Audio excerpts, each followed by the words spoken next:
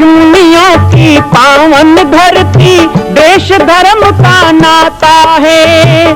कहते सारे लोग यही है, वो हमारी माता है।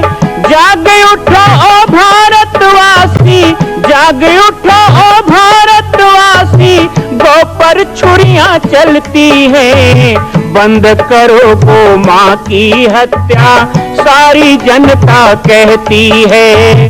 बंद करो गौ माँ की हत्या, सारी जनता कहती है।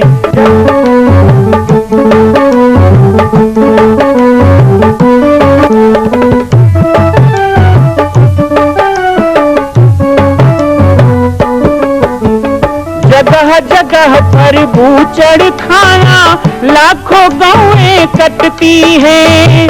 किसे सुनाए व्यथा हमारी, नैना नीर बहाती है। रक्षा करना गौ माता की, रक्षा करना गौ माता की, गीता ज्ञान सिखाती है। बंद करो गौ माँ की हत्या, सारी जनता कहती है। बंद करो गौ माँ की हत्या, सारी जनता कहती है।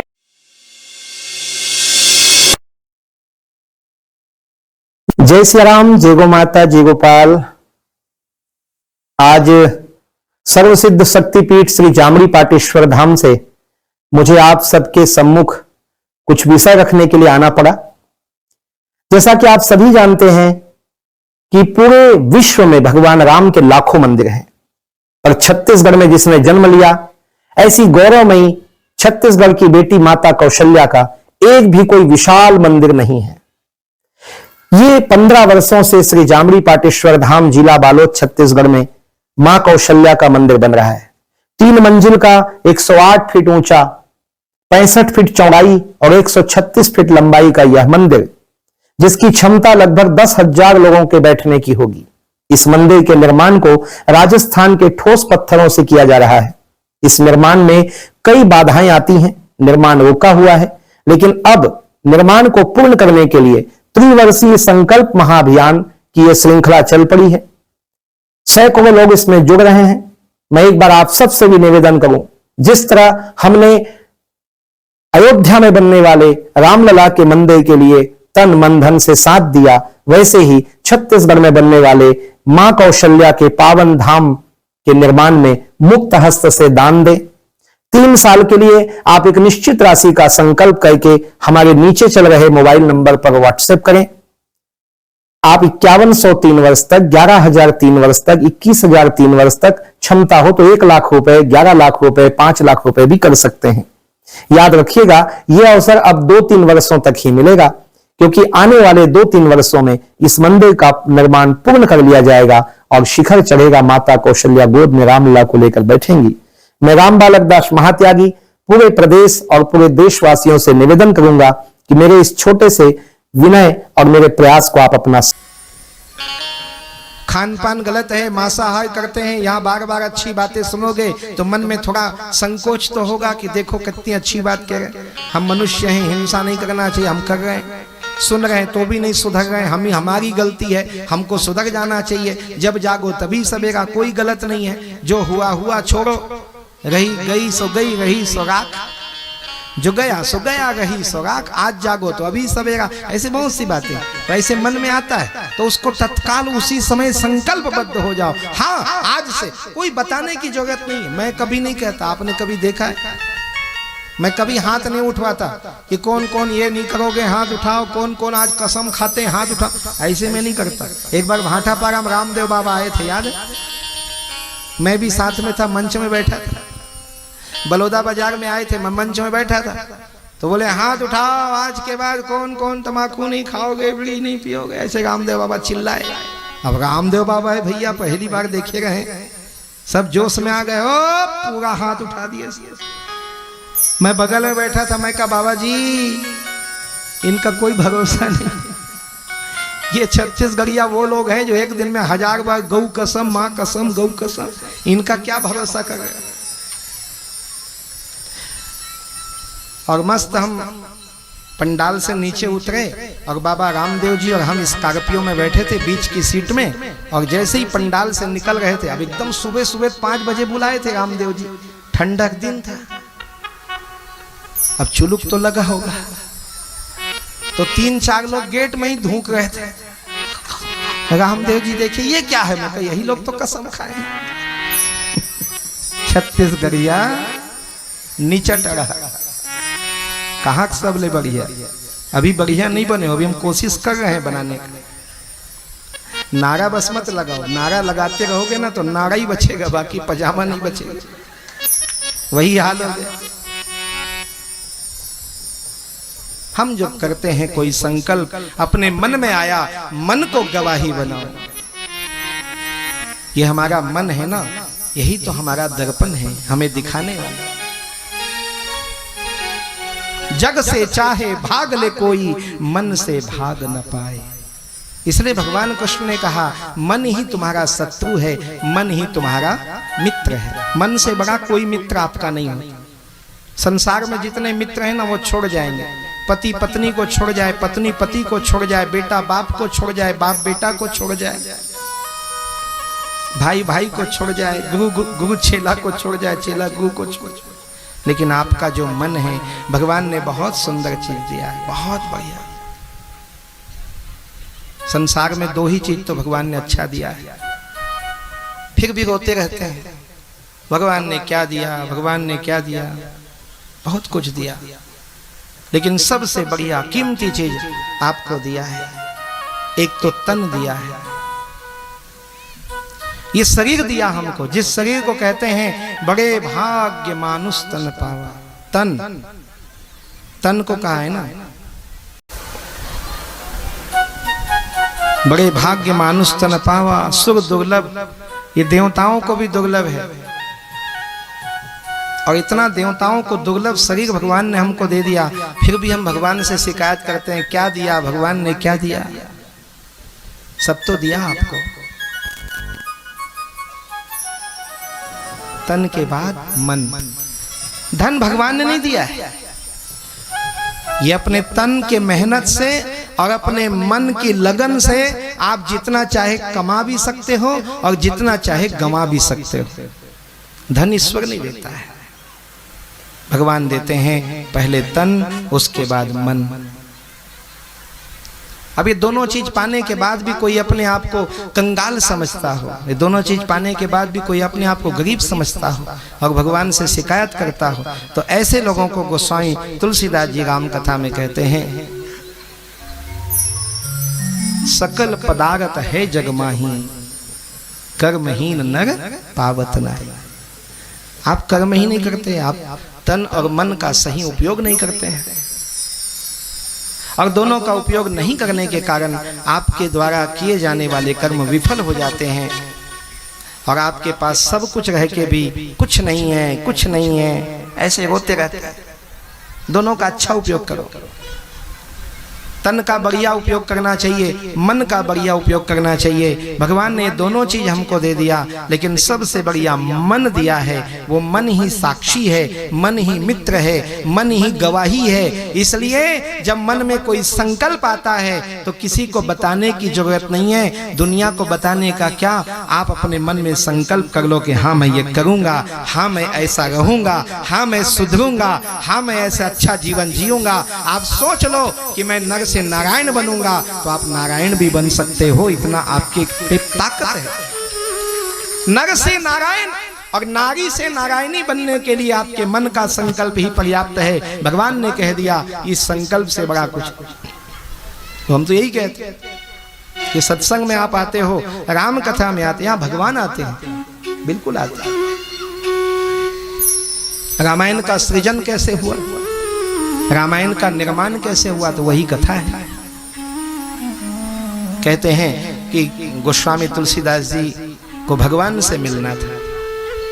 कैसे भगवान से मिलूं, हे विधि कैसे मिले भगवान, हे विधि कैसे मिले। एक भक्त जो होता है ना, उसका लगन भगवान ही होता है। वो कई किस्म के साधन करके भगवान को ही पाना चाहता है, उसी के प्रति लगन लगा के बैठता है, और कोई इच्छा नहीं होती।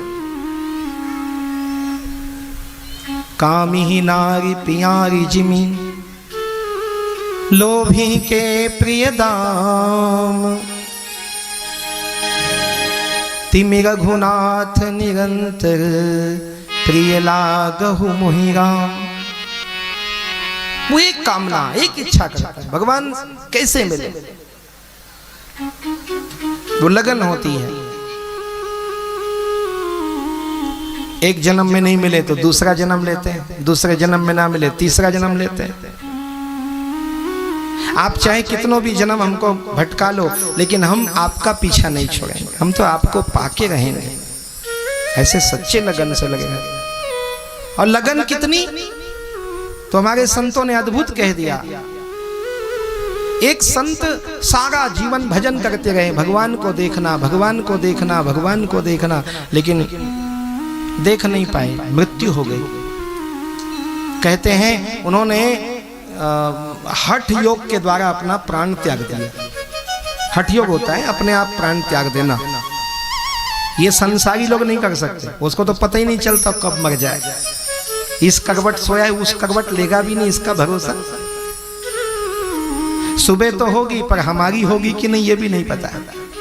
सुबह तो होगी, भी दुनिया है, रात हुई है तो सुबह होगी, लेकिन हमारी सुबह होगी कि नहीं कल को, ये किसी को पता नहीं। लेकिन योगी पुरुष जो होता है उसे सब पता होता है।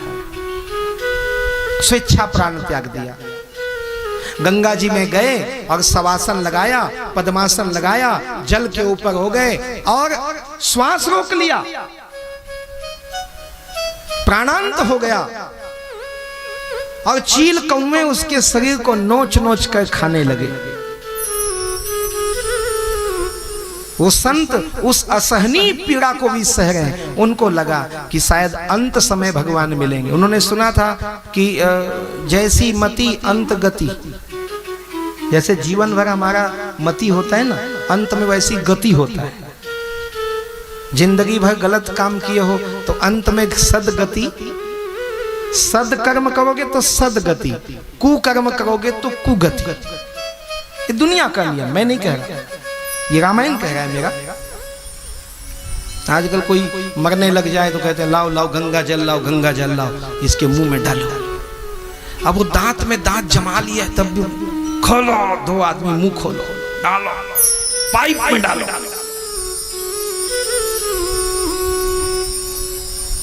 जिंदगी भर दारू पिया, नहीं मरने लगे तो दही पेड़ा खिलाना चाहिए। वाह, एक और ज्ञानी आ गया। मरने लगे तो दही पेड़ा खिलाओ तो मुक्ति हो जाए। और जिंदगी में यदि जीवों का मांस खाया, हड्डी खाया, चमड़ा खाया, खून पिया, मरने लगो तो दही पेड़ा ना। दूसरों के गाली गलौज करते रहो, दूसरों की निंदाचारी करते रहो, गंदे गंदे शब्द बोल के दूसरों का दिल दुखाओ, और अंत आने लगे तब कहो कि राम राम ले लो तो मुक्ति हो जाएगा। पहली बात तो आएगा ही नहीं, वो आएगा ही नहीं, तुम लाख जतन कर लो नहीं आएगा। वो राम नाम के 15 जने को अगल बगल खड़ा कर दोगे ना तो भी अलाना फलाना ठिकाना बोल देगा, लेकिन राम नहीं बोलेगा ना। ऐसी एक बूढ़ी माता मर रही थी तो उसके मुंह से राम राम निकलवाने के लिए लोग लगे हुए थे।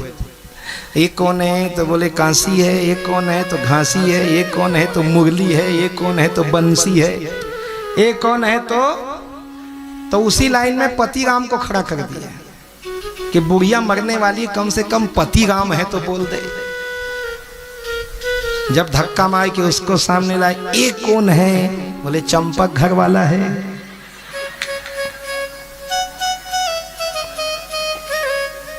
मति जीवन की खराब है तो सदगति कैसे, बहुत मुश्किल है।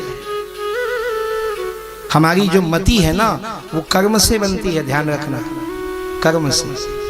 यदि हम संत लोग आपको कर्म के बारे में बोलते हैं तो बड़ा तकलीफ होता है ना, कड़वा लगता है। कुछ लोग शराब पीने वाले उनको बेकार लगेगा, कुछ मांस खाने वालों को बेकार लगेगा, कुछ झूठ प्रपंच करने वालों को बेकार लगेगा, लेकिन आपकी गति को सुधारने के लिए हम बोलते हैं, क्योंकि आपकी कर्म ही आपकी गति को सुधारेगा। दुनिया का कथा पुराण कभी नहीं सुधारेगा, तुम लाख कथा सुन लो नहीं सुन। क्या होता है आजकल स्वार्थ के लिए लोग भजन करने लगे, बहुत दुख होता है। स्वार्थ के लिए पूजा करते हैं, स्वार्थ स्वार्थ स्वार्थ स्वार्थ। देखो हम संत हैं, हमारे पास आप लोग आते हो तो हम आपको कहें कि आप अपने माँ बाप का पांव छुआ करो। ये बच्चे मेरे पास आते, इनको कहता हूँ अपने माता पिता को प्रणाम किया करो। रामायण में लिखा है प्रातः काल उठ के रघुनाथ। ऐसा हम बोलते हैं, कितना अच्छा लगता है। क्यों बोलते हैं? ये पुत्र का धर्म है, ये पुत्री का धर्म है, ये बहू का धर्म है, ये बेटे का धर्म है कि माँ बाप का सम्मान करो, उनका पांव छुओ, ये धर्म है। लेकिन उसी के जगह मैं इन बच्चों को बोलूं तुम्हारा बाप तुमको 10 रुपए रोज दे तो पांव पड़ना, तुम्हारी माँ रोज तुमको खाने को मिठाई दे तो पांव पड़ना, नहीं तो हट नहीं पड़। तो ये धर्म हुआ। आज यही सिखा गए कि भगवान तुम्हें दे तो पूजा करना। हाँ, कुछ चाहिए कह के पूजा करते हैं, कुछ चाहिए कह के मंदिर में जाते हैं, कुछ चाहिए कह के कथा सुनते हैं, कुछ चाहिए। अरे सहज धर्म है आपका, सहज सरल धर्म है। भगवान की पूजा करना, प्रभु की ओर बढ़ना, माता पिता का सम्मान करना, ये आपका सहज धर्म है। जैसे श्वास लेना हम नहीं भूलते, वैसे ये सहज धर्म को कभी भूलना नहीं चाहिए। आपकी गति के लिए कहते हैं कि आपका कर्म, आपकी जो मति है वो अंत की गति को निर्धारण करता है, इसलिए ऐसी बात कहते हैं। संत ने प्राण रोक दिए, उसके ऊपर चील कौवे आ के बैठने लगे, उसका मांस खाने लगे, लेकिन भगवान के दर्शन की चाह देखो। संत को लगा कि मैंने जीवन भर भगवान का पूजा किया, जीवन भर भगवान की आराधना की, जीवन भर मैंने राम राम राम राम किया, तो राम अंत समय आते हैं सुना है, तो चलो मैं प्राण त्याग देता हूं, तब तो राम आएंगे, तब तो भगवान के दर्शन होंगे। सोचा, प्राण त्याग दिया हठ योग से। मां कौशल्या की पावन जन्मभूमि छत्तीसगढ़ प्रांत में बालोद जिला में स्थित है श्री सर्वसिद्ध शक्तिपीठ जामड़ी पाटेश्वर धाम। परम पूज्य सद्गुरुदेव राजयोगी बाबा जी की तपस्थली श्री पाटेश्वर धाम और विश्व के अद्वितीय मां कौशल्या जन्मभूमि मंदिर निर्माण का दर्शन करने और इसी प्रकार समसामयिक विषयों पर अपना ज्ञान वर्धन करने के लिए और 10,000 गायों के लिए बनने वाले श्री हनुमान नंदीशाला गो अभ्यारण्य का समाचार प्राप्त करने के लिए आप सभी देखते रहें YouTube चैनल पर राम बालक दास, और हमारे चैनल को आप सभी सब्सक्राइब करें, घंटी का बटन दबाएं ताकि आप सूचनाओं से जुड़े रह सकें। जय श्री राम, जय गौ माता, जय गोपाल।